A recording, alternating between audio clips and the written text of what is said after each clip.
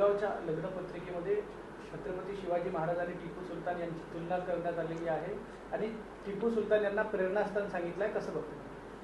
छत्रपती शिवाजी महाराज आणि टिपू सुलतानची तुलना कधीही होऊ शकत नाही, परंतु काँग्रेसचा प्रदेशाध्यक्ष हर्षवर्धन सपकाळ यांनी पहिल्यांदा ती तुलना केली.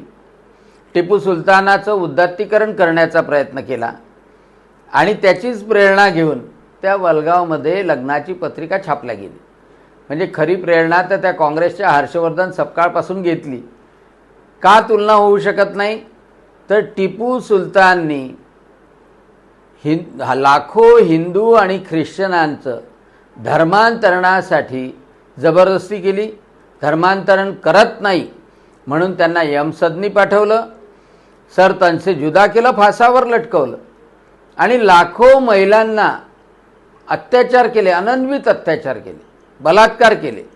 आणि दुसऱ्या बाजूला जर छत्रपती शिवाजी महाराज पाहिलं तर सगळा इतिहास सांगतो की कल्याणच्या सुभेदाराच्या सुनेला सुद्धा सुखरूपपणे आपल्या बहिणीसारखं वापस पाठवलं. कधी कोणत्याही महिलेवर परधर्मीयाची असली तरी अत्याचार झाले नाही. आपल्या सैनिकांनाही ती शिस्त दिली की कोणत्याही महिलेवर अत्याचार होऊ नये आणि धर्मांतरासाठी तर कोणत्याही मुस्लिमाला ख्रिश्चनाला बाध्य केलं नाही, त्याचा जीव घेतला नाही. आणि म्हणून त्या क्रूर कर्मा जिहादी टिप्याशी तुलना छत्रपती शिवाजी महाराजांसोबत कशी करता येणार?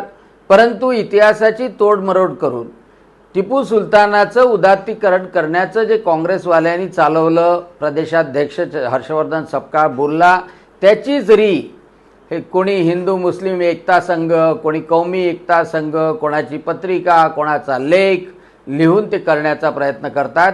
हे पूर्णतः निंदनीय आहे आणि त्याचा निषेधच केला पाहिजे. छत्रपती शिवाजी महाराजांची त्या टिप्याबरोबर धर्मांधासोबत जिहाद्यासोबत तुलना होऊच शकत नाही.